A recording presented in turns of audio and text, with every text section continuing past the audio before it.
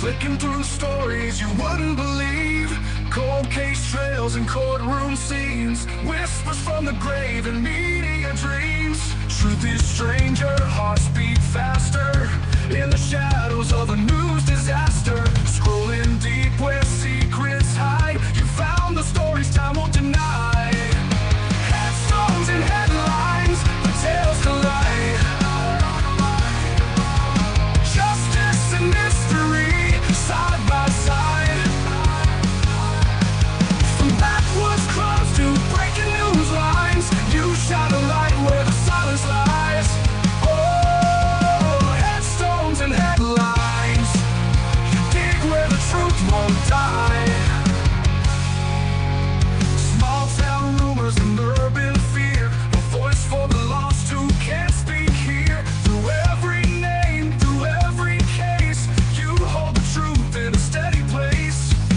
Cameras roll but justice lingers. Truth unravels through careful fingers. You tell a story, speak their names in a world that's quick to look away. Headstones and headlines, the tales collide. Justice and mystery, side by side. From backwoods crimes to great night trials, you trace the echoes through every mile.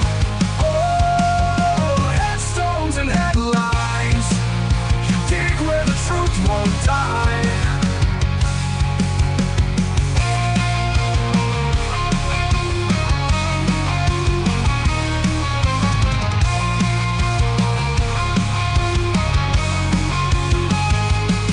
Some run from the dark, you walk right in with a question and a camera lens. It's not just a crime, it's the lives they led. The voice is still talking from the books unread. Headstones and headlines, the veil is thin. Truth gets louder when you begin. With every view, with every line, you bring the forgotten back alive. Oh, headstones and headlines, you dig where the truth won't die. Yeah, headstones and headlines, you tell the stories that time can't hide.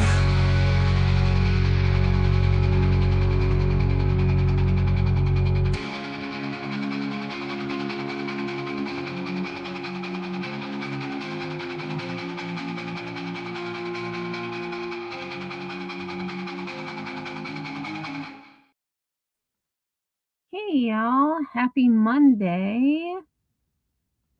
Gosh, and was it a Monday? Was it a Monday? I was not used to getting up so early, and I had in my head that I had everything ready for today. I had gotten everything done the Friday before break, and I walked into my classroom today, and I see on top of my laptop the copies that I need to make. I was like, damn it. So I spent most of the morning making copies. But other than that, I mean, the kids were a little wiry, but it's to be expected because they haven't been at school in 2 weeks. So they have to get used to the routine again. So we are here just for a few updates because there are some things going on that I wanted to let you all know. I had made a short about Sydney Marquez, but I do have a news clip about her for us to watch. Camila Mendoza, her dad, spoke to reporters after she was found deceased. So we're going to take a look at that. They have identified all victims of the Crans Montana fire in Switzerland, and they have also identified all 116 people injured. And then once we do those, I have just one New York Times article that I am going to read, and I was talking to Pookie earlier and I said, "Oh, I'm just going to go live for like an hour." And she responds, "You always say that, and then you get sidetracked." And I was like, no, today is only going to be an hour because one, I'm very tired. And two, I started reading a book yesterday. It is called The Orphan Collector. And it is written by, I don't remember the author now, Ellen. Let me look it up. I'll show y'all. The Orphan Collector. Here it is. It is by Ellen Marie Wiseman. And I was up way too late yesterday reading it. So let me actually, before I get rambling, let me say hi to everyone. So I did see Evil Queen. Thanks for being here. Grandma Sherry, good to see you. I actually was thinking about you yesterday, and now I don't remember why. But you were on my mind, so I hope you're doing well. Bucci, thanks for being here. Pamela, member for 12 months. You've been here a whole year. That's amazing. And so you should have, I can't remember what color I put the year membership emoji, but oh, it looks like it's blue. Okay, I can see it on my phone. Hey Kyle, thanks for being here. Oh, Josh, I knew what you meant. EMT. There's Pookie. Oh, the exposed channel. I mean, it's whatever. I did see your comment, but I mean, it is what it is. It is what it is. All right, so I think I said hi to everyone. Anyone in the bushes, thanks for being here. I do appreciate it. So let me add, before we get into the updates, so this is the book that I started reading yesterday. And I could not, I had to put it down because it was already 12:30. I'm like, you need to go to bed because you need to be up by 6 o'clock. So it is about the 1918 influenza pandemic. It takes place in Philadelphia. And the young girl, she's 15, her name is Pia. And the first chapter just starts off with people getting sick. And then her mom passes away and she's left with her two baby twin brothers. Well, just to kind of read here. So, a historical novel set during the 1918 Spanish flu pandemic in Philadelphia, following 13-year-old, okay, I lied, I thought she was 15, 13-year-old German immigrant Pia Lang as she searches for her twin infant brothers after they are taken from their home. The story explores themes of survival, family, and the dark side of human nature as Pia navigates the epidemic and uncovers a sinister network of child abduction, while also revealing the best and worst of people amidst the crisis. So I'm very excited. I'm only on chapter 2, but the chapters are very long. They're about 40 to 50 pages long each. So the one thing that I found most interesting is that this was pre-World War II. However, Pia and her family are from Germany, and they are told not to speak German because they will be treated differently because they are from Germany. And so they catch themselves speaking in German and they have to remind each other, you're talking in German again. So that was one thing I found interesting. Yeah, beginning of World War I. And I'm kind of gonna go on probably, I don't know much about the Spanish flu, but just based on the symptoms, I mean, it was fast. If you were infected, you were dead very soon after. And just not to be too graphic, but they would bleed from their eyes, their mouth, they would turn like this darkish blue. Just really, scary stuff. And people were just dying left and right. Hundreds every day. All right, so that was enough of that. But I was very excited that I finally found a book that I am excited to read, and I just need to be more mindful of what time it is at night. And Josh, thank you so much for gifting a membership. Well, actually 5 memberships. So Rhonda, Cool Gamer. I wonder where Cool Gamer's been. He hasn't been around much. Cool Gamer, LG, Jasmina, and my Kentucky dog all receive memberships. So congratulations. If you happen to see Josh or Bucci anywhere, please thank him. Welcome to the Stoners. Thanks, Josh. That was really sweet. Okay, so let's go to...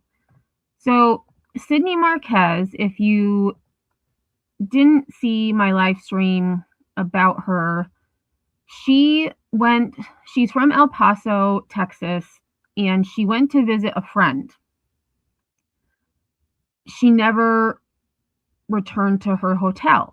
So her parents reported her missing, and she suffers from bipolar schizophrenia, according to Dad. And she had been missing since, I don't remember the exact date. I know it was the beginning of December 15th. I will say I'm not very prepared because I wasn't planning on going live.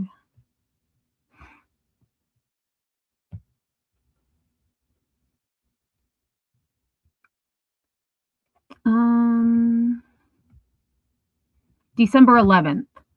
So she had been missing since December 11th, and they had her on surveillance at an intersection. And instead of turning to go to her hotel, which was a few hundred yards away, she walked a different direction, and she had never been heard from before again. Her car was left in the street with the keys in the ignition. Just very peculiar circumstances. Well, she was, walking around the neighborhood of Houston, and someone recognized her from her missing posters. So that person called police. Police arrived and questioned her. She became understandably upset, saying, "I'm an adult. Leave me alone. I'm safe. Congratulations, you found me." Very lucid, very, she told him like it was. So, oh, really, Bucci? It will not let me gift, donate, or anything from this account. So strange. So strange. So let's take a look at this. I did make a short just showing part of her encounter with law enforcement, where you can just hear, she's telling them she's safe, she's an adult, she's 24 years old, she doesn't need them to, take care of her. She's a firecracker, that is for sure. Now we begin with a follow-up on a story that we first told you about earlier this week. Despite earlier reports that a missing El Paso woman last seen in Houston was found, her family says she is still, quote, not safe 3 weeks after she was last seen. As we previously told you, 24-year-old Sydney Marquez was last seen in a surveillance video leaving her hotel in Houston on December 11th.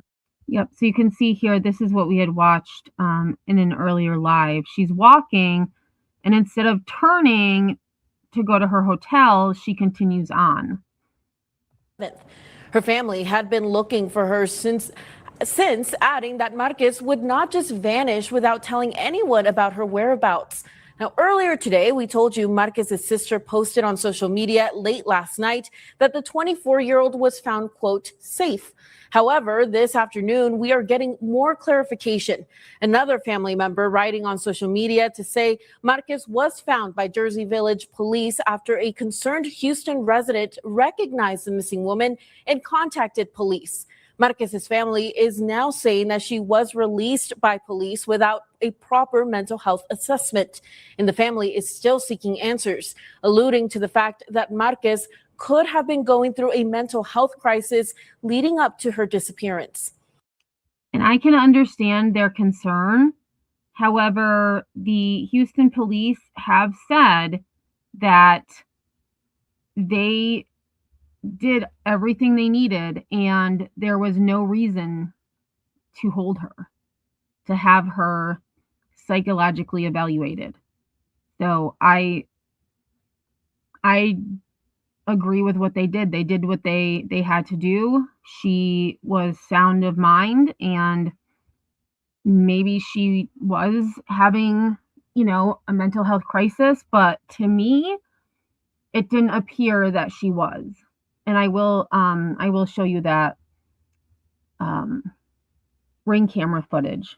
It just happened that where police confronted her, she was in front of a home whose Ring camera picked up the entire conversation. KTSM also reached out to Houston Police Department earlier today, who tell us that they were notified that another law enforcement agency made contact with a missing person and that they are still investigating. This is a developing story, but you can stay up to date with us on air and online. Oh, darn it. Stop.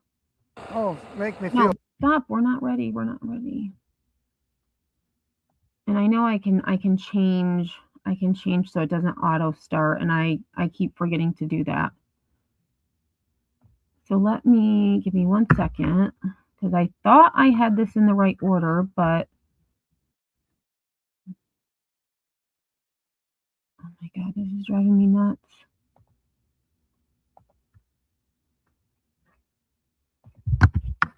One moment, sorry, I'm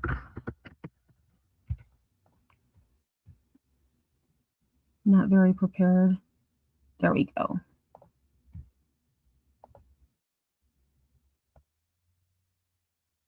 All right.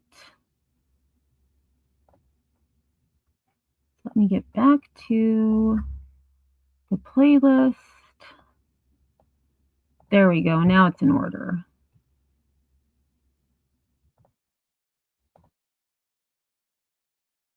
Oh my God. I swear YouTube is pissing me off lately. Okay, so this is the Ring camera. Hey, Nanny.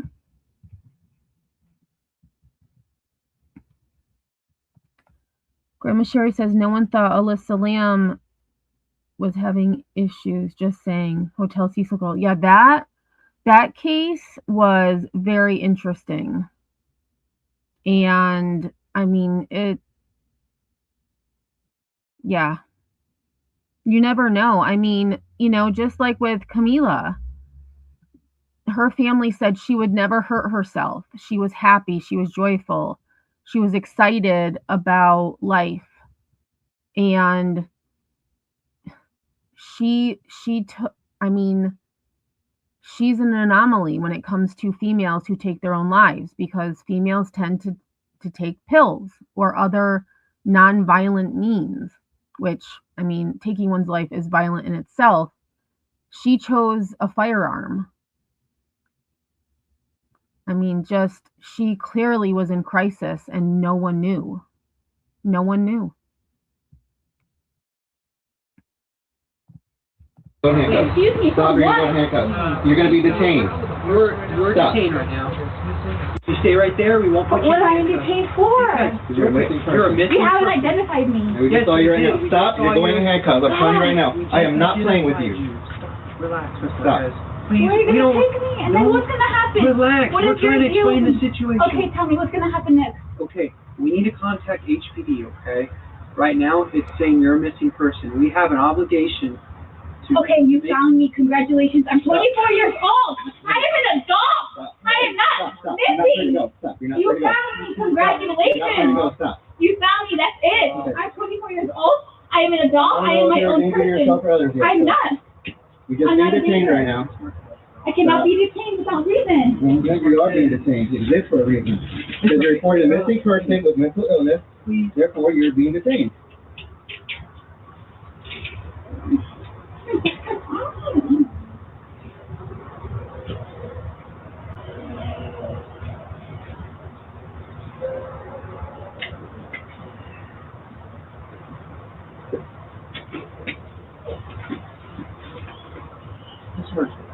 Stop. This is you, but stop. Stop. Give me a reason. Because where do I have to go? Okay, so I thought that was really interesting that her entire conversation with Ellie was caught on Ring camera. And what was the time on that? I think it was like 1:10 a.m. So, it was late. And the fact that a neighbor had seen the footage of her and said, hey, that's that missing girl, and called police, that is pretty amazing. I did have one other article that I wanted to share that is an even further update, because initially the family was upset because it was stated that they were able to hear Sydney on the phone when law enforcement called them, but they were not able to see her. So it is now alleged that she has been reunited with her family. She's a beautiful girl. Hey, Lunatic, how are you? Thanks for being here. Let me get just back over here. So Gucci said, people think police and EMS can just take possession of a human being. It doesn't work that way, right? And, if they do their evaluation and she isn't exhibiting signs of her alleged mental illness, which in this case was bipolar schizophrenia, they have no reason to hold her. Grandma says it's easy to mask depression with family. Yeah. You never know. You never know. So thanks again, everybody, for being here. I do appreciate it. So family reunited with missing Texas A&M former student. And we learned that she has a degree in neuroscience, which this girl is very smart.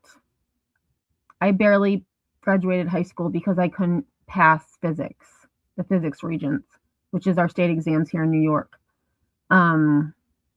So very, very smart girl. A Texas A&M former student who has been missing since early December has been located and taken to a hospital for evaluation.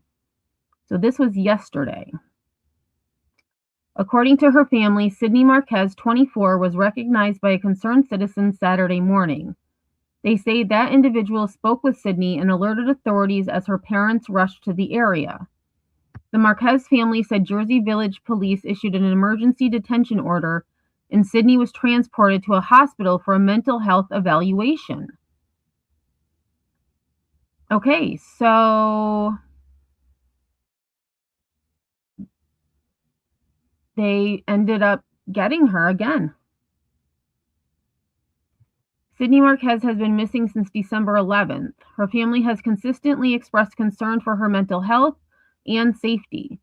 She was located by Jersey Village police and taken to the station on January 2nd, but was released after they said she did not meet the criteria for emergency detention. No additional details about her condition have been released at this time. KBTX has reached out to the Jersey Village Police Department for more information. So initially she didn't meet the criteria, yet now she does. I'm going to Google. Let me Google. Let's see. I'll just copy this.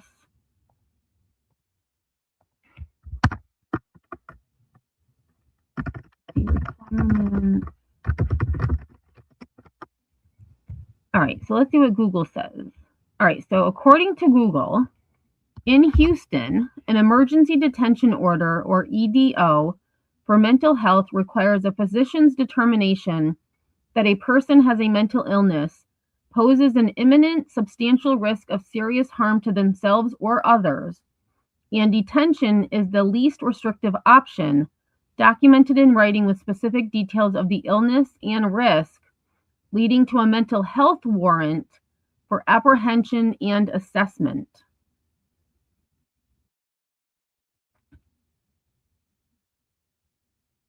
So she was, what was it, the 2nd? What day was the 2nd? That was a Friday.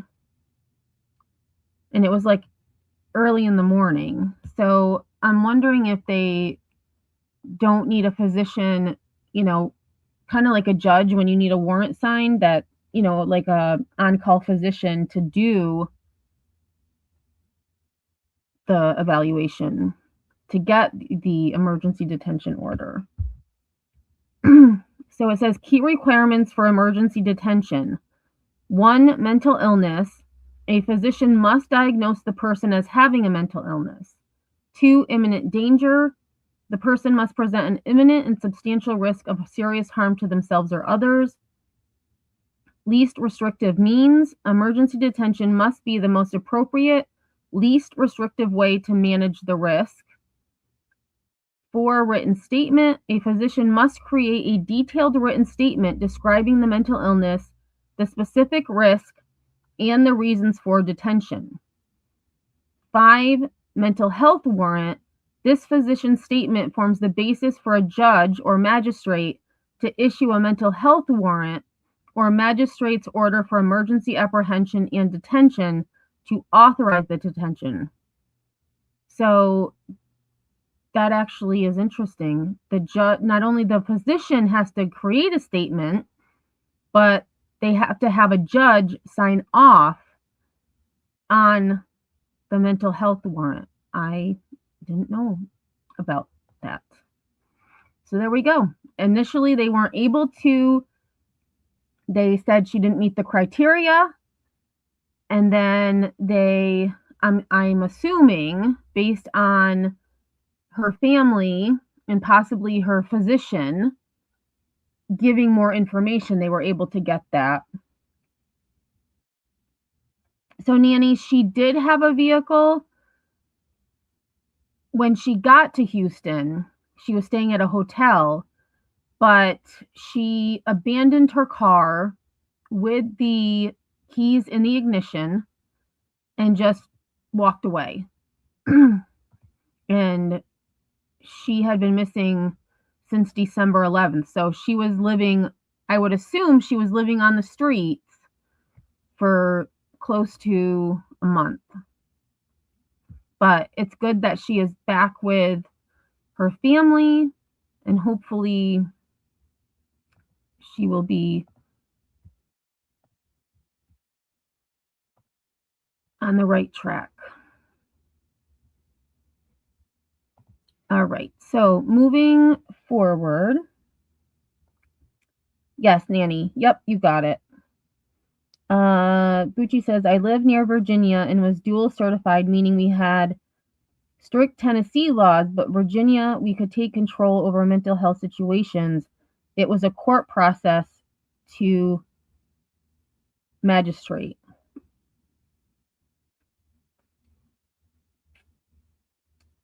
Interesting. I know when I worked at an institution, a residential institution for teenagers, female teenagers.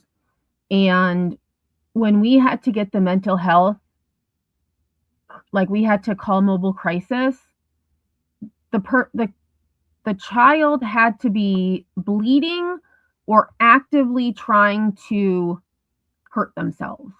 Like they had to be in the act of hurting themselves. Even though they were displaying signs that they were going to hurt themselves. If they weren't bleeding or actively hurting themselves, mobile crisis would do nothing. And then the kid would end up doing things that hurt themselves. It was bizarre. I never understood it. I mean, that was 20 years ago, so hopefully it's changed. But when a kid is showing clear signs that they are going to hurt themselves, you shouldn't wait until they are hurting themselves to do something. Just doesn't make any sense. Okay, so Camila Mendoza, she went missing on Christmas Eve, and her family and the community were looking everywhere for her.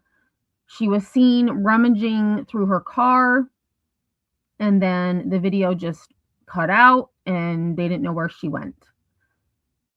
Long story short, she was found several hundred yards away from her home at a construction site, or I think it was landscaping company. Either a construction company or landscaping company. Her body was found and a firearm was found nearby. The medical examiner did conclude that her death was a suicide by firearm. Hey, citizen, how are you? So her dad spoke with the media about her. So we're just going to take a look at this. Oh, make me feel great, grateful for my child brought unity, love, and peace. You know, for a whole lot of, not just here local, it's like global, nationwide. I want to thank everybody, the media, you know, the community, the law enforcement, you know, everybody, in it, detectives, investigators, everybody for helping out. And tonight, when you were hearing the beautiful things people were saying about your daughter, what does that make you feel about how your daughter affected people? That's the opinion that they hold her in. Oh, I feel great, grateful. You know, she brought unity. You know, hope a lot of people, you know, she brought. For me, it's a big heartbroken. You know, she brought a lot of unity, and I hope it helps a lot of people. You know, to talk, express what they feel. You know, there's always help. You know. And And when they located Camila, there was a news station live streaming. And toward the beginning of that live stream, Camila's mom arrived on the scene, clearly visibly distraught. And several creators actually showed that part of the live stream, which I wouldn't have shown that, because that is someone in great despair at probably one of their worst moments that they will experience in their life. And that night, I had seen that Gray Hughes went live, and people were asking him to play that part of the video. And he said, no, I'm not playing that. I'm not going to play the mother learning that her daughter is dead. And that was mad respect for that, because I get it. Like, people are drawn to things like that, but no, not cool. Not cool to show someone in that state of mind. I don't know. that you mentioned when you had expressions that you want people to understand, they have an opportunity to impact someone's life, and you never know, someone might be going through something, but just to say something. Yes, just to say something. Trust your parents. Trust in you, God, your parents, even your neighbor, anyone. Speak out. You know, anyone, a friend, reach out. You know, there's hope. There's faith. And the family was wearing yellow, and we understand that was Camila's favorite color. Color, yellow, white, and green. Yeah, that's her favorite colors. You saw at least, or there's probably like 700 or 800 people. She brought a lot. It Wow. wasn't just here. I want to thank everybody, all the prayers and support. That brought a lot. She brought a lot. And in the coming days, is that something that you'll hold on to? The beautiful things people have Oh, said. beautiful life. I'm a child. My unconditional love she had for me, and I have for her. It's nothing but love. I'm hurting, but I know she's in heaven. Heaven ain't hard to find. She's out there with arms open. I got my reservation. Can't wait until I get there. Oh, he's such a sweet man. She's in heaven with arms open, and he's got his reservation. Nanny said, I have a friend whose granddaughter took her life on her 13th birthday. Oh my gosh. The mother and father have been very active in speaking out and bringing awareness in her honor. She had been bullied at school. Hey, Rhonda, how are you? And not sure if you saw, but you were gifted a membership by Bucci, aka Josh. So congratulations and welcome to the Stoners. Yeah, it's just sad, and it brings me back to Sammy. I had done a story on Sammy Deutsch, and he was 11. I think Sammy was 11. Let me see. Sammy.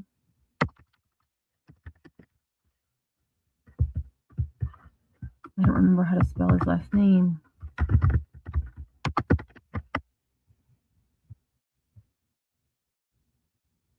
Here he is, Sammy Deutsch. He was in 4th grade. He was 10. Okay, so I was off by a year. He was 10. Sammy Deutsch, and he had been bullied. Glasses broken. Kids, his iPad had been taken. Just terrible. Absolutely terrible. And he was fine one morning. They were making breakfast, and his older, I think it was his sister, they asked one of his siblings to go get him for breakfast, and they found him. I don't wish that on any kid or parent for that matter. 10 years old. That shouldn't even be in a 10-year-old's mind. A hug from dad to daughter. There's just a love. That's what I said. She opened a lot of hearts and people touch. And I'm hurting, but I miss her till my dying day. But we'll unite. You know, she might not be physically with me, but she'll be in my thoughts and my heart forever. She'll live forever, eternal. Until the day we out there in heaven, give her a hug. We'll be together, reunite with God, or Jesus Christ, Savior, and my mom, all the family. Thank you. Thank you very much. Such a sweet man. Such a sweet man.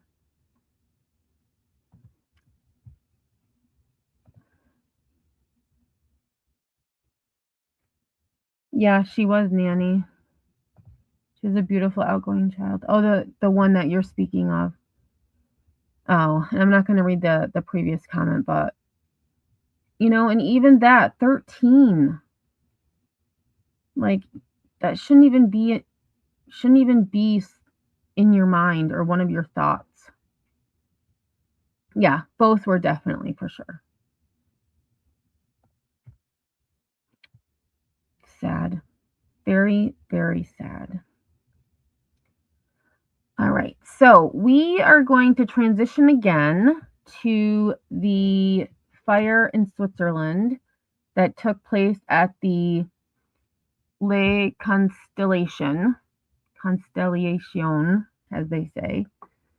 And, oh, that's one thing I wanted to show y'all in case you didn't see the layout of this bar. It was a death trap.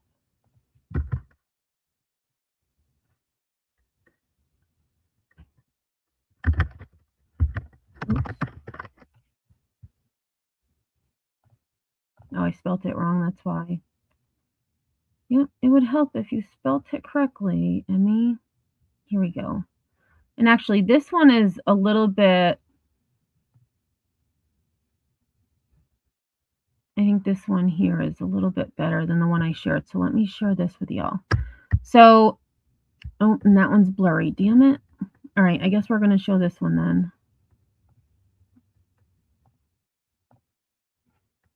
Oh, wait, maybe if I go right to Twitter.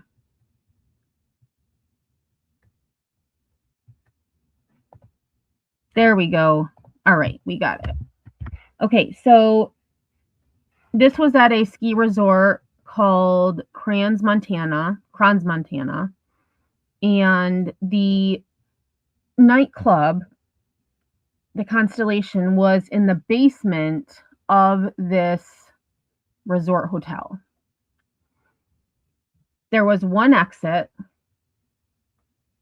and one stairwell to get out. And there was, the one thing that they don't have here, there was another room at the end here that had like a keg or something in it. There was some small room that we had seen. But so here's the exit, one exit door.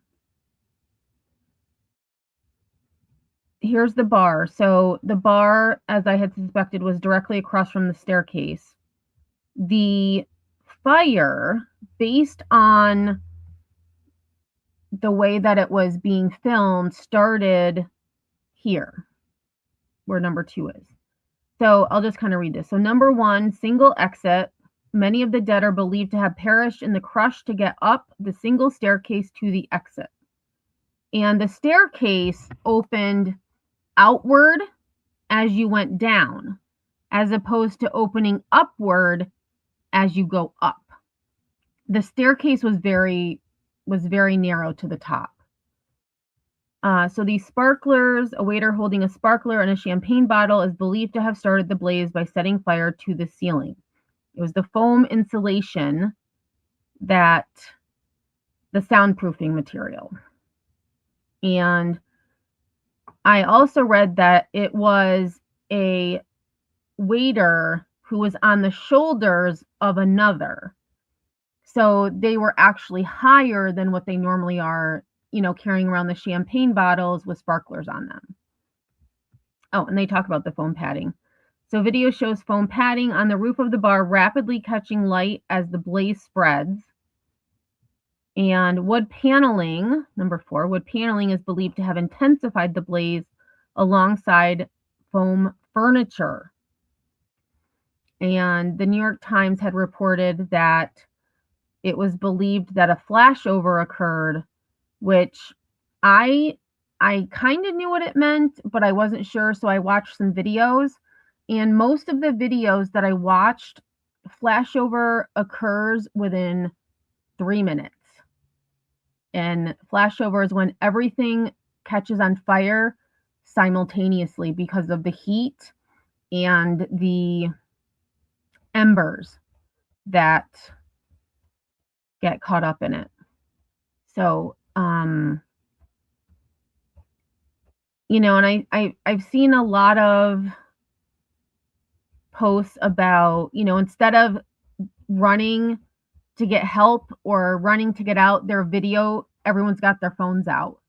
And by the time they realized how dangerous it was too late. It was too late.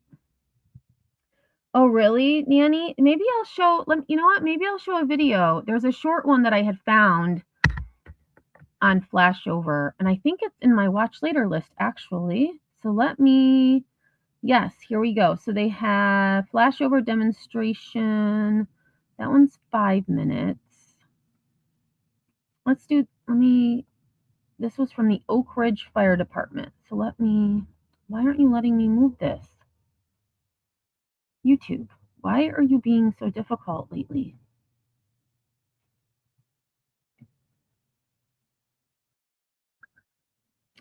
All right. Great. Now where did it go?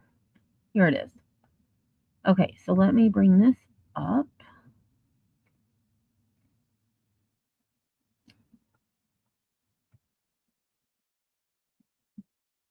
Okay, so this is, and I'm glad you said that, Nanny, because I'm guessing many of us may not know what exactly a flashover is. So this was the, what did I say, Oak Ridge Fire Department? And this was back in 2013. But it shows just how quickly, I mean, this video is only 5.5 minutes long, but the flashover occurs even quicker. Corner. So got a small flame just starting to flicker in there at this time. Okay, so you can see right here, right? So he set the fire and it's just flickering. So we're at 9 seconds right now. 9 seconds. That's just paper products in a garbage can, as if a cigarette had been dropped in a garbage can. Okay, so no accelerants. So the fire was put inside a garbage can. And look at that. Now that was only 7 seconds. 7 seconds, and it's pretty much doubled in size. Okay? You hear the smoke alarm initiating now, within seconds. Without that smoke alarm is what's buying you. And I don't believe that they had fire alarms. They definitely did not have sprinklers in this club. I also had watched a video, one creator had made a video of with sprinklers, without sprinklers. And the difference was significant. And it was about households having sprinkler systems installed in homes, which I had never thought about. Time to get out of that structure. Without the smoke alarm, you can see how fast it's beginning to spread. And you can see here, I mean, now it's this whole area is glowing.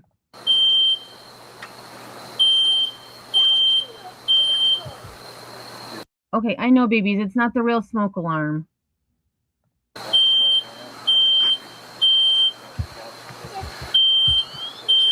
Now the corner of the couch is becoming involved. And so it's been about 40 seconds, so not even a minute yet. And once the arm of that couch is involved, you'll see the fire accelerate even more rapidly. Oh, and I didn't even notice they have about 1 minute after. You can now start to see some black smoke coming off of the flames. In just a second, that black smoke will be filling the ceiling, and you'll start seeing that black smoke begin to exit out of the structure. You can see the smoke coming out of the front of the structure now. And you can see here is like where my cat is. That's about where the level of smoke is right now.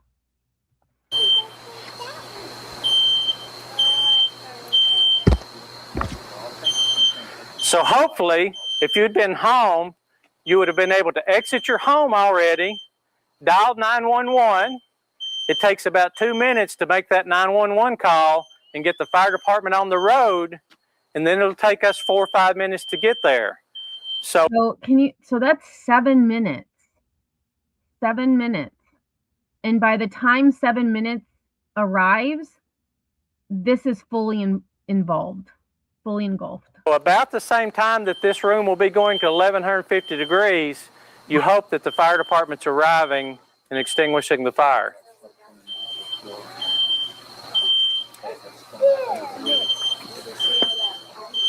At this point, you'll see that the fire will accelerate exponentially. All right, so we're 2 minutes in, and he's saying it's now going to accelerate exponentially. So with the videos of the Swiss fire, it's not certain how much time passed between the time that it was ignited and spread, but based on the videos I've seen, it wasn't very long between the time it was ignited and when there's a video of a kid trying to put the fire out, but it's already out of control. No fire extinguishers, no sprinklers, no smoke alarms. This club had nothing. But then again, the music was so loud, maybe there were smoke detectors and people just couldn't hear them. But I would think if you're using sparklers on champagne bottles, you would have some other type of preventative to help people escape safely. Every second. Y'all ready? On air? So now the fire department is getting ready because now the smoke's getting really black.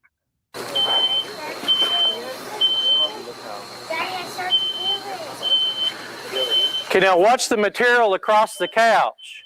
And this part, I actually didn't realize this is what happens in fires because I don't really watch videos about fires. And a lot of the things that I watch are TV shows, which I don't know if they're fully accurate. So this is where we're 2.5 minutes in, and you're going to see where it just explodes. You'll see that the material will start melting and deforming as the heat comes down. When that material starts deforming, it's giving off gas vapor that will ignite. See it? Look at that. It just catches fire from those vapors. Now look up at the ceiling. You see the smoke burning at the ceiling now. So we're at about 1,000 degrees at the ceiling. Holy shit, 1,000 degrees. 3 minutes in, we're at 1,000 degrees. And at this point, here's the flashover. It's igniting see the little chair catch on fire? So that is a flashover. And that's what happened in that nightclub. So regardless of where they were in that club, there was nothing they could do. Go, go, go, guys. 3 minutes and 10 seconds. And then he told them, put the fire out. So actually, let me go to, because there is a video. Let's see. This fire.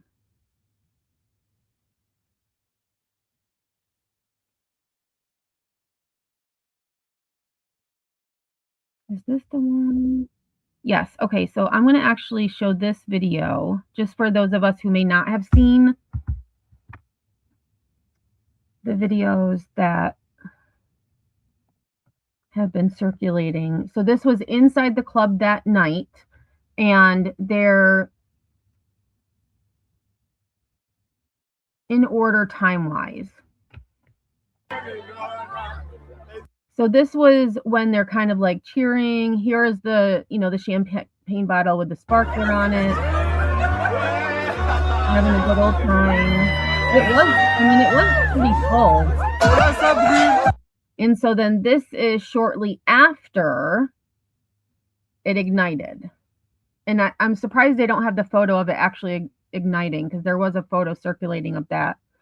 But here it's caught fire. And you can see, I actually just noticed, you can see the embers falling from what's on fire. You can see it falling. So that's probably, you know, the fire's probably going to start burning the floor as well. But we're just standing around videotaping.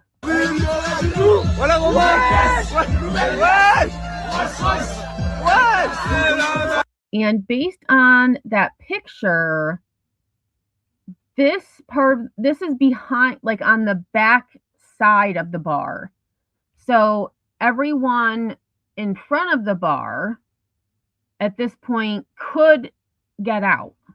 And it's possible that they were getting out. But depending on where you were, you might not have even known there was a fire that started.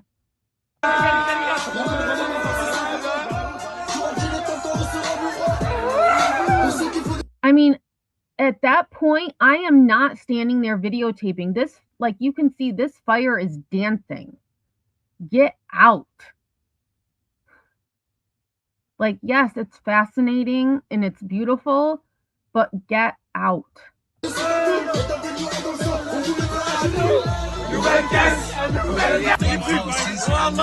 And so now you can see where the whole thing is now glowing. And they don't say how much time has elapsed between each clip, but you can see how at this point, there's still a lot of people in that bar just watching. No concern to get out. They're not panicking, which I guess is a good thing. But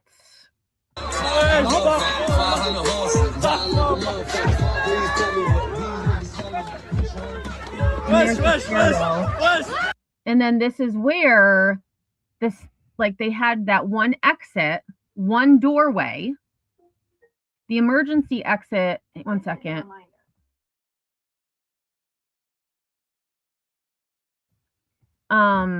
They did show an emergency exit somewhere, but I'm not sure where on the first floor that was. So that wasn't in the basement, it was on the first floor. So in order to get out of the emergency exit, which was blocked, some good Samaritan is actually the one who broke open that door to help kids out. Just failures all around in this building. So you can see at that point, in my opinion, the flashover has occurred because everything is on fire, even on the first floor. It's moved up the stairs.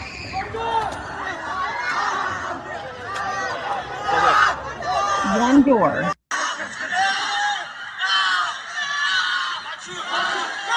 Yep, so there's the emergency exit.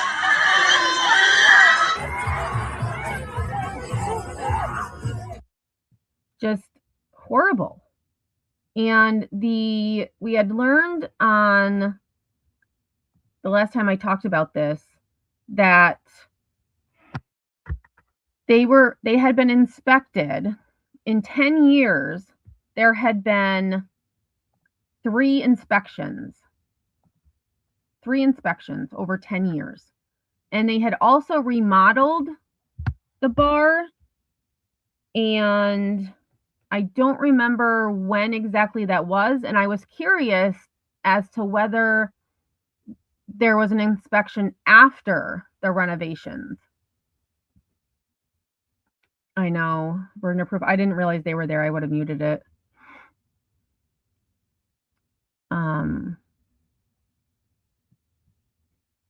All right, so what am I doing? Oh, I stopped sharing. What the heck, Emmy? 1 second. So I have 2 articles that I'm going to read from. There's the BBC and then the Guardian, and then there is an article from the New York Times I'm going to read, and then I probably won't get to the last story about the 15-year-old who killed his Uber driver. That'll have to be until tomorrow. So police identify all 40 victims of Swiss bar fire. So at one point the number was 47. However, they have said that 40 were killed, 116 injured, many of them seriously. So the bodies of the 40 victims of a bar fire in the Swiss ski resort of Crans, Montana on New Year's Eve have been identified by police. The victims range in age from 14 to 39 years old, with 15 aged under 18. Wow. The youngest were a Swiss girl and a French boy, both 14. The group includes people of Swiss, Italian, Romanian, Turkish, Portuguese, French, and Belgian nationalities, as well as a citizen of the UK, France, and Israel. In addition to the 40 killed, 119 were injured. Most have severe burns, 6 of them so severe that they have yet to be identified. A criminal investigation into the French couple who managed Lake Installation Bar is underway. Sparklers on bottles being carried too close to the ceiling are the likely cause of the fire, a preliminary investigation has found. Police said no further details will be released about the victims that they had identified out of respect for their relatives. That's the way it should be. They're only releasing their ages and nationalities. If the families want to release their identity, they should be the ones to do it. However, Arthur Brodard's mother took to Facebook on Saturday night to announce her 16-year-old son Arthur was one of the dead. We can start our morning knowing that he is in peace and in the light. He has left to party in paradise, she said. While Arthur was still presumed missing and information on his whereabouts was scarce, Miss Brodard's cider told the local newspaper Le Temps that she had been, quote, living a nightmare. Some of his friends had been found with burns covering nearly half their bodies, she told the newspaper. There are no words. They went through hell. Oh, that was the lady we watched the other day. That woman with the dark hair. Her son's name was Arthur.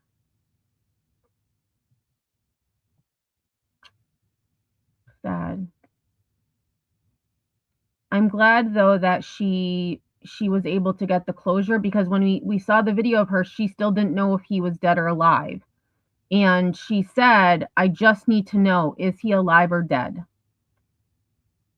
And unfortunately, she found out that he was one of the deceased.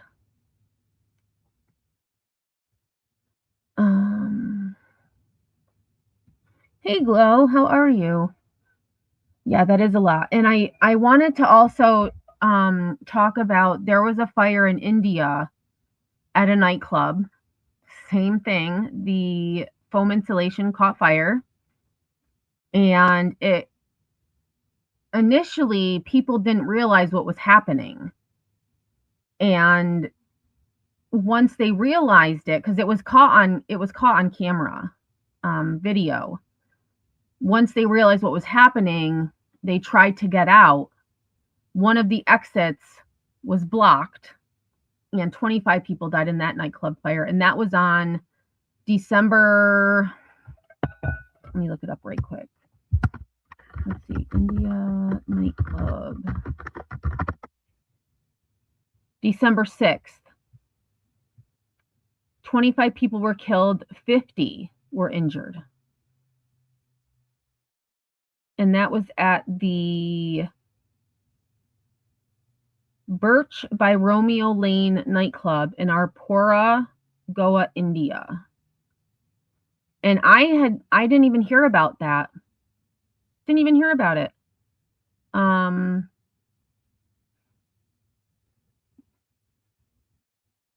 So that is another one that I wanted to kind of do a whole live on fires at nightclubs, because this isn't the first time it's happened. It's not the last. And the fact that, you know, especially after the station fire in Rhode Island where 100 people were killed, not learning how to make things better.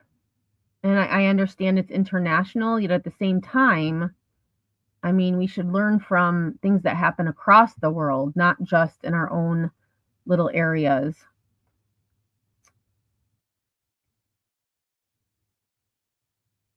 Yes, Nanny, the mom that was outside the building. Yep. That's so sad. Lake Constellation was a venue known to be popular with a younger crowd in the ski resort town where the drinking age is 16. Okay, so here is where it started, right here. So you can see where the fire is starting. And here is the person who was on top of the shoulders of another waiter who put the bottles too high and it ignited the fire.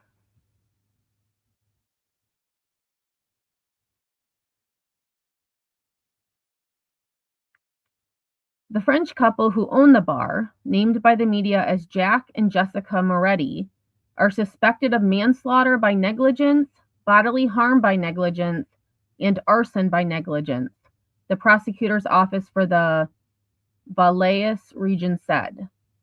Beatrice Palude, Valais Canton lead prosecutor, said in a statement that investigators were looking into whether the acoustic foam on the venue ceiling was the cause of the problem, as well as whether it complies with regulations. Oh, and they have a so now this one is a little bit smaller than the one we saw on Twitter. This makes the bar closer to the stairs as opposed to the back. So it says model based on old photos and videos, so positions of furniture may be different, okay, to set up on the night of fire. Witnesses say many people tried to escape via the main staircase. Well, that's the only way you could escape. That's the only way you could escape. There was no other exit. Videos appear to show flames on the ceiling above people holding lit sparklers near the bar. Right, so if they were to the back of the bar, the people here wouldn't necessarily know what was happening until it was, you know, much bigger. Yeah, Bucci, losses everywhere that could easily be prevented. Mm-hmm. A teenager who went to 2 schools in the UK has been confirmed as one of the victims killed in the fire. Charlotte Nidham, who was believed to be 15, previously attended Emmanuel College in Hertfordshire and the Jewish Free School in northwest London, according to reports. In a post on social media, the teenager's family announced her death with great sadness and said details of her funeral arrangements would be made in due course. Foreign Secretary Yvette Cooper also confirmed the news in a post on X. Italian media named junior golfer Emanuele Galopini, 16, as the first identified victim of the fire following a statement from the Italian Golf Federation paying tribute to the young athlete who carried with him passion and authentic values. His father is quoted as saying his son was at the Constellation. A spokesperson for the Italian Foreign Ministry previously told the BBC it would not confirm the death. So that was about those killed in the fire. So then the Guardian had an article about the injured. And this was from, I think, yes, from today. So all 116 people injured in Swiss resort fire identified. So the last article had said there were 6 that were still unable to be identified. Now, all 116 have been identified. And I have to say, and I believe I said it before, and I'll say it again probably, if I was one of the 6 who couldn't be identified, I would hope that my parents would just let me go. If that was my fate, let me go, because if I'm not able to be identified because of how severe my injuries are, let me go. It would not be fair to me to keep me alive. That's just my opinion. Okay, so let's see. So all 116 people injured in the fire that tore through a bar in the Swiss ski resort of Crans, Montana, during a New Year's Eve party, killing 40 mostly young partygoers, have been identified, as the bodies of the first foreign victims were repatriated. And I believe it was Italy. Police in Valais Canton said in a statement on Monday they had revised the number of wounded down from 119 because 3 people admitted to accident in emergency wards on Thursday morning had been wrongly recorded as injured in the blaze. Authorities believe the fire in the crowded Constellation bar started in the basement after sparklers attached to champagne bottles were held too close to the ceiling. Among the injured were 68 Swiss citizens, 21 French, 10 Italians, 4 Serbs, and 4 dual nationals, as well as 2 Poles and 1 person each from 7 other countries. 83 people were still in hospital being treated for severe burns. The last of the 40 people who died in the fire, who included 21 Swiss nationals, 9 French citizens, including 2 with dual nationality, 6 Italians, and 1 person each from Belgium, Portugal, Romania, and Turkey, were identified on Sunday. Authorities have not yet released the names of the victims, although several have been publicly identified by their families. They were between 14 and 39 years old, but were overwhelmingly young. 20 were minors, and the average age was 19. The bodies of 5 of the 6 dead Italian nationals were being repatriated on Monday. 4 Swiss police officers carried each coffin on to an Italian transport plane in the military area of Sion Airport, about 16 miles from Crans, Montana. The plane was due to land at Milan Airport late on Monday, where the bodies of Achille Barossi and Chiara Costanzo from Milan, Giovanni Tamburi from Bologna, and Emanuele Gallipini from Genoa would be received by officials and relatives. It would then fly on to Rome with a coffin containing the body of Riccardo Minghetti, the Italian government said. The 6th Italian victim, Sofia Prosperi, lived in Switzerland and would be buried there. Hey, Sinner. Oh, you're at the beginning, so you won't hear me say hi. Oh, so sad.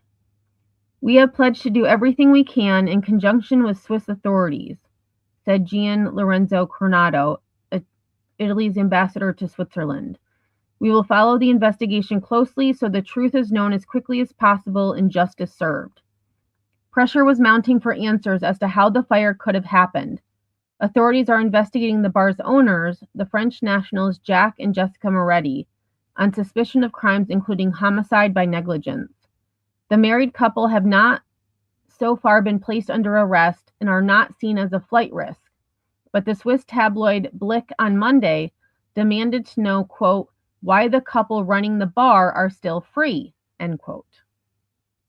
In a social media post, Italy's far-right deputy prime minister, Matteo Salvini, said there had been a failure to ensure the bar's basement was safe, adding that, quote, in civilized Switzerland, the prison gates will have to open for quite a few people, end quote.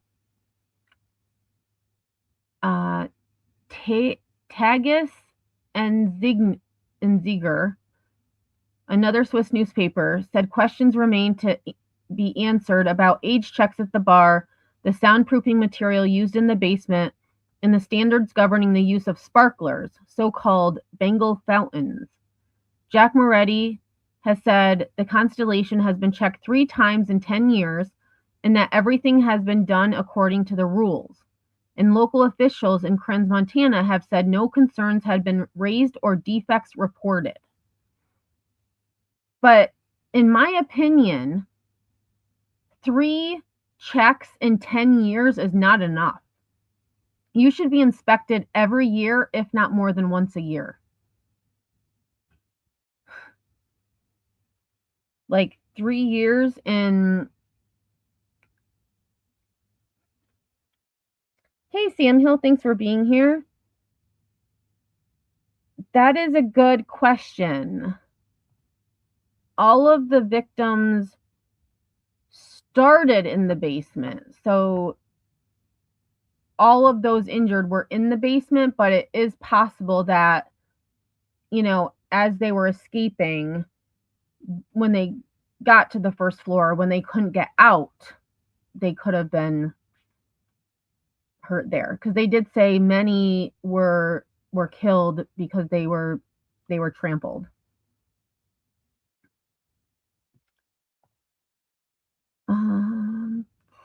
The municipality has given investigators all documents relevant to the investigation and joined the criminal proceedings as a civil party. This will allow the town council to actively contribute to establishing all the facts. The town will hold a memorial ceremony on Friday honoring the victims. The French government said on Monday that the president, Emmanuel Macron, would attend.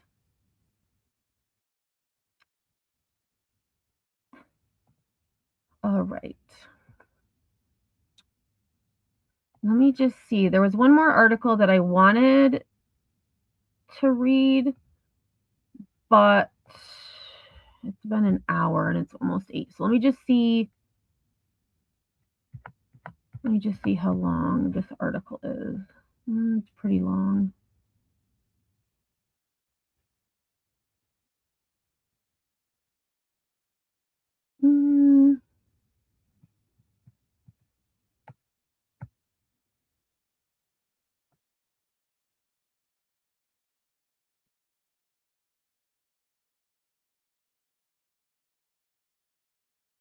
Okay, so it looks like, let's see.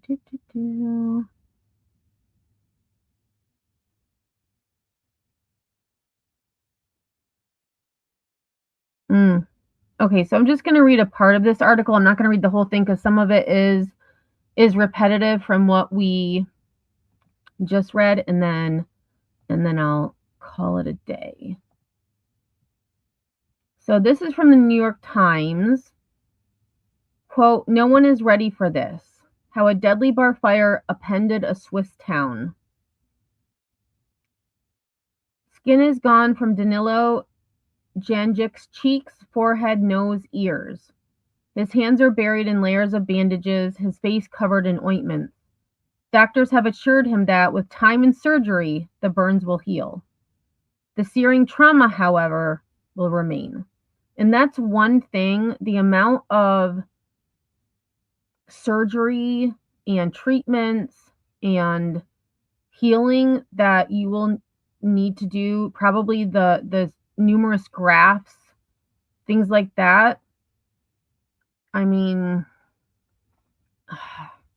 I just feel so bad for all these kids and adults. "I'm going to be scarred for life," Mr. Janjic, 20, said recently from his hospital bed in Sion, a valley town about 15 miles from Crans-Montana, the ski resort in southern Switzerland where 40 people were killed and 119 were injured in a devastating New Year's Day fire. Well, we know now that it's 116. Many in this tight-knit community were still reeling on Sunday as the identities of more victims trickled out. A teenager from Milan who loved to ski, the daughter of a city councilor, a promising Swiss boxer, the granddaughter of a local architect.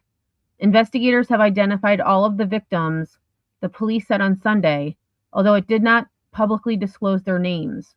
Most were teenagers. The youngest was a 14-year-old Swiss girl. For many in Crans-Montana, things will never be the same. Quote, "You cannot imagine seeing all those young people piled up in the bar, dead," Captain David Bocat, the local fire chief, said in an interview on Sunday evening. "I don't wish it upon anyone."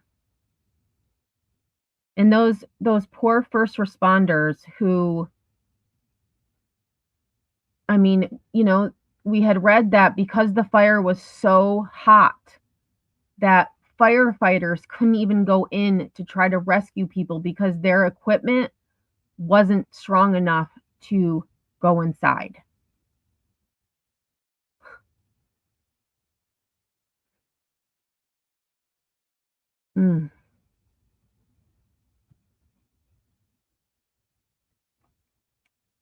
Earlier in the day, Captain Bocat and his team were applauded by hundreds who marched quietly to the Constellation Bar, the site of the fire, after a commemorative mass at a local church. "It's small here. Everyone knows each other," said Therese Auger, 68, a care provider for older people who attended the packed service at the church, Chapelle Saint Christophe. Outside, hundreds gathered in the cold to watch a live stream of the Mass on a giant screen. Church bells rang across the town's pine-covered slopes before representatives from different faiths delivered words of solace in French, German, and Italian. "We are going through a period of crushing darkness," the Reverend Gillis Caven said later outside the bar, where residents sobbed, prayed, and sang in front of a makeshift shrine of candles and flowers. "But we are going through it together." Identifying the badly burned bodies of the victims was a slow process, prolonging the agony of families searching for loved ones. The death of Carolyn Ray, 24, was announced on Saturday by her father, Joel, who remembered the harrowing days after the fire when he would call her number to find silence fills the air on the other end of the line. This helplessness, this feeling of being unable to do anything but wait for that phone call that will change our lives forever, Mr. Ray, a city councilor in the nearby town of Sierre, wrote on social media. And today, that unnatural call, which no parent in the world should ever receive, came.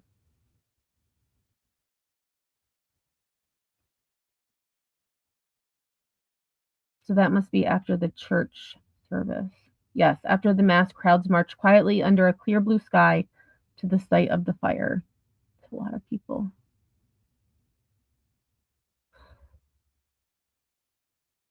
The first responders, okay. So that's all I'm going to read for that article. I will share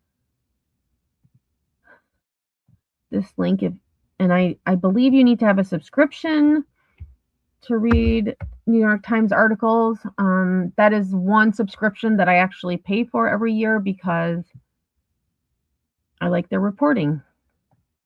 So that is all I've got for today. There was another story that I was going to talk about, but I'm going to save that for tomorrow, and that is the 15-year-old boy who killed his Uber driver. And then I felt like there was something else that we talked about. Oh, the nightclub, the Indian nightclub fire, but that's going to be a whole separate live. I think I'm going to do a live just on different nightclub fires that, I guess should have been learned from and weren't. So let me just take a look at chat quick, and then I am going to kick this popsicle stand. Nanny said, "I'm sure that fire depleted oxygen quickly." I would agree. I mean, we saw in that one video 3 minutes. 3 minutes. And I did see, I didn't include it in here just because it was a first responder. She was a resident surgeon who arrived on the scene, and you could tell she was visibly traumatized. And she said, "I hope I never see this ever again the rest of my life." But the one thing she said is that when she saw the black, like the smoke ring around the mouths of a lot of the people, she knew it wasn't going to be good. She knew it wasn't going to be good. And she had also said that there was one girl who was okay. Well, she was alive. And the girl said, "I'm going to go home. I'll just go home." And, the surgeon said to her, "You're not going home. You're not going to be going home." So it was really sad. Really sad. What did Steph say?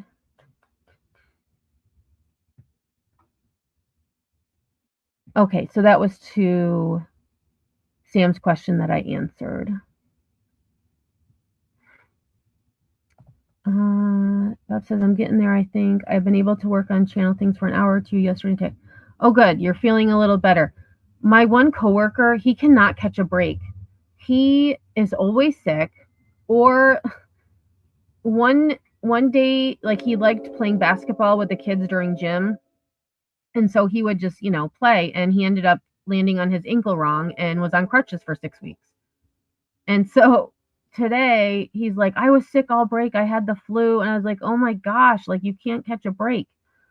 I said, but just stay away from me because I do not want to get sick. But I feel like this is the time, because we've been away from the kids for 2 weeks.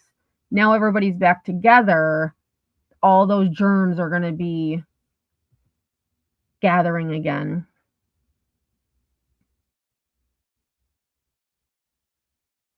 Oh, geez, Bob. I sent my boyfriend a clip of you today. Or best friend, maybe best friend. He asked what you were barking about. I had to explain it was the sound of a walrus. Oh my goodness. I know, Steph. It's hard, but sometimes, you just have to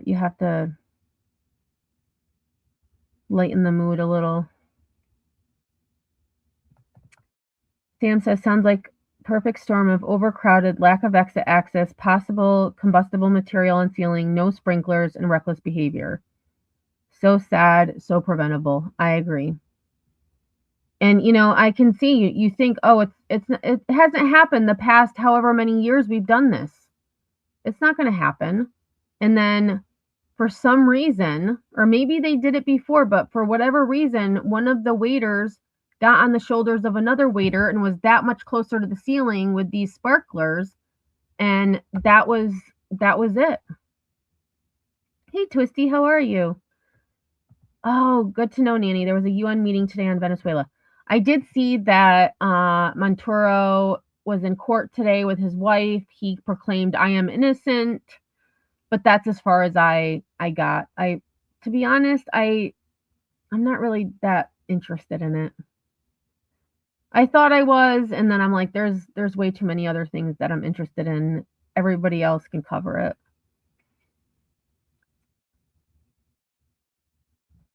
Yeah, I know. Stay away. I gotta get some garlic. I gotta make a garlic necklace. Stay away, stay away. Speaking of, and I'm assuming this is true, but in this book I'm reading, which I had started off the live talking about, one of the things that they did to try to prevent the flu or to prevent getting sick was to not drink, but they put kerosene in, like, what are they called? Like, not gumdrops, but some type of candy. They would put kerosene in these, I don't know, like these things that you could eat. And so the mom had brought home this, she had one. She gave her twins some of this kerosene, and then her daughter, when the daughter got back from school, she's like, here, eat this. And it was kerosene. They thought that would keep illness away. Yes. Actually, you know what? That's what we're gonna end on. Let me look up Spanish flu. Spanish flu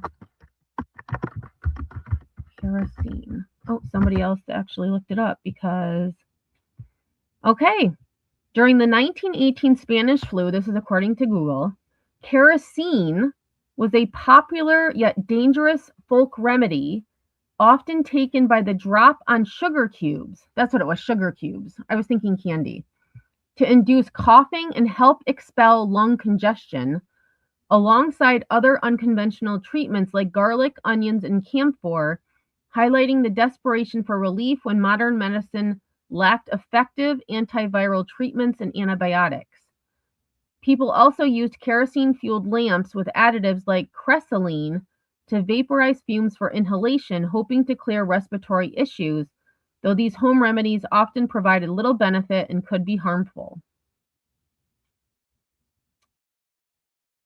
Small amounts, a few drops, of kerosene were placed on sugar cubes and eaten, intended to trigger gagging and help bring up phlegm. And they talk about that, the same thing I just said. And it makes sense because the girl, they were wearing garlic necklaces, and she was being bullied at school because she was German, and so the other girls would, be mean to her. And she took her garlic necklace off, and when she got home, her mom was like, "Where's your garlic?" And she said, "I must have forgotten it." And then the mom like scolded her like, "That is expensive. Don't you lose your garlic." Da, da, da, da, da. But yeah, kerosene. So that was actually true. They would drink kerosene thinking that it would help eliminate the flu or the germs within their body.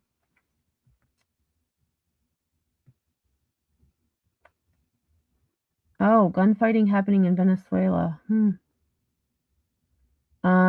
says, I'm just doing the vid routine without a mask, 6 feet back. Yep. Keep away. Trump got condemned at that meeting today from other countries. They are not happy about what he did. Yeah, I wouldn't think they would, but he doesn't care. He's not going to care because he's in his own little Trump bubble. All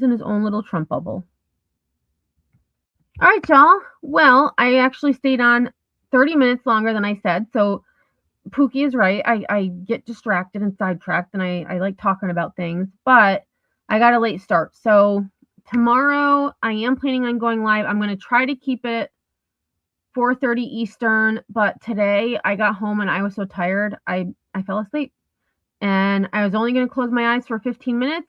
When I asked Alexa what time it was, she said it's 4:45. I was like, what? It's been an hour and a half? Holy crap. So, but I got to make sure I go to bed early today and not read my book, because that's where I got in trouble yesterday. I went to bed way too late. So no outro tonight. So please know that I appreciate all of you, and just thank you again to Pamela for being a member for an entire year. Josh, 17 months. Incredible. And Josh also for gifting those 5 memberships. I do appreciate that. And with that being said, if you haven't hit that like, please do so on your way out. If you are watching this on the replay, #replay. And until next time, y'all, I will see you on the flip side.